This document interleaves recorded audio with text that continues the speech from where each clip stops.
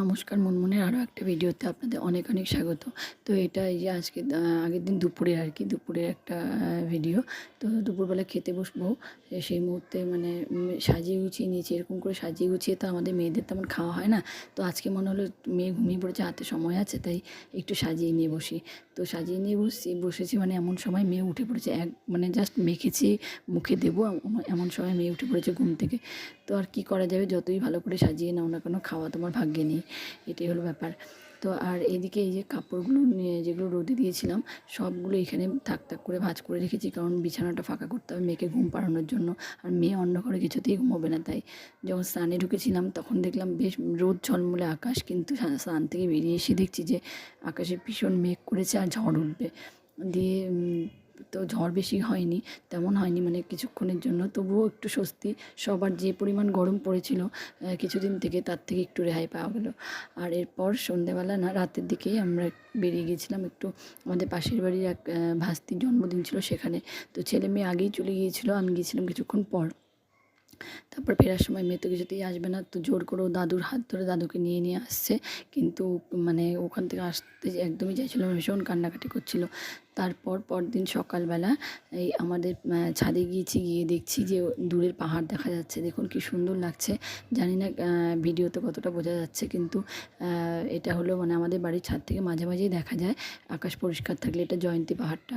কিন্তু আমার ছেলে এটা বিশ্বাস করে না, ও বলবে না এটা জয়ন্তী পাহাড় না, এটা কাঞ্চনজঙ্ঘা। তো যাই হোক, ছোট্ট মানুষ যা ভাবে তাই ভাবুক, যখন বড় হয়ে বুঝবে ঠিকই তখন ঠিকটা বলবে। তো ছাদ থেকে চলে এসে ভাবলাম যে কী খাবো, সকালবেলা না আগে মানে ভাত খেতেই সকাল না 10টা 11টায় যে খাবারটা আমরা খাই তখন ভাত খেতেই ভালো লাগতো, কিন্তু এখন না ভাত খেতে একদম ভালো লাগে না।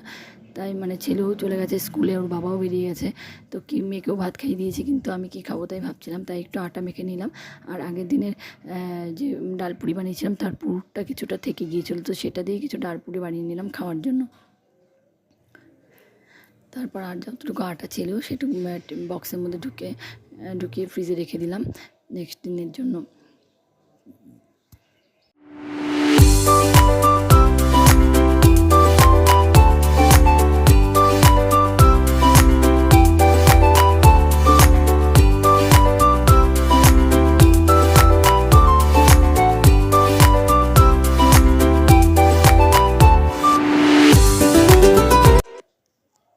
তো এদিকে আমার ডালপুরি বানানো হয়ে গেছে, দেখুন কি সুন্দর সবগুলো মানে ফুলে ফুলে আছে। আর কিন্তু এই ফোলা ভাবটা বেশিক্ষণ থাকে না, যেহেতু আটা দিয়ে বানানো, তাই কিছুক্ষণ পর চুপসে যায় ঠিকই, কিন্তু নরম ভাবটা একদমই থাকে। তো এটা নিয়ে যে টেবিলে বসে পড়লাম খাওয়ার জন্য। আর এদিকে আমি নিয়ে নিয়েছি একটু সস নিয়েছি, আর একটু সবজি, আর এই যে ডালপুরিগুলো, ব্যাস এটা দিয়ে মানে সকালবেলা একদম দুর্দান্ত খাবার একদম জমে যাবে। আর যে কটা থাকলো সেগুলো টিফিন বক্সের মধ্যে ঢুকিয়ে রেখে দিলাম, ছেলে পরে খাবে তাই। তো রান্নাবান্না সকালবেলা করে গেছিলো, আর যতটুকু বাকি ছিল সেগুলোও করে নিয়েছি। কিন্তু ভাবলাম কি যে ওটা ভাজা করব, তো কী করবো ভাবছিলাম, আলু ভাজতে চাইছিলাম, কিন্তু পরে আর ভাবলাম না আলু ভাজবো না, কাঁঠালি বীজগুলো অনেক দিন হয়ে গেল, এগুলোই ভেজে ফেলি। দেখুন এই কাঁঠালি বীজগুলো কিন্তু অনেক দিনের, কিন্তু একটাও নষ্ট হয়নি, কারণ আমি এগুলো না ধুয়ে রেখে দিয়েছি। তো মানে কাঁঠাল ছাড়িয়ে নিয়ে কাঁঠালি বীজগুলো যদি না ধুয়ে রাখা যায় তাহলে এগুলো অনেক দিন পর্যন্ত থাকে।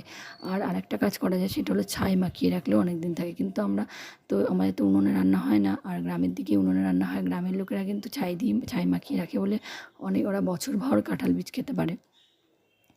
তো যাই হোক, এই যে শেষমেশ কাঁঠালের বীজ রান্না করা হয়ে গেল। আর এদিকে মেয়েকে ওষুধ খাওয়ানোর জন্য নিয়ে যেতেই ও লুকিয়ে পড়েছিল কুশানের পিছনে। তো আজকে ভিডিওটা এখানেই শেষ করছি, দেখা হচ্ছে অন্য আরেকটা ভিডিওতে। আপনারা সবাই ভালো থাকবেন, সুস্থ থাকবেন।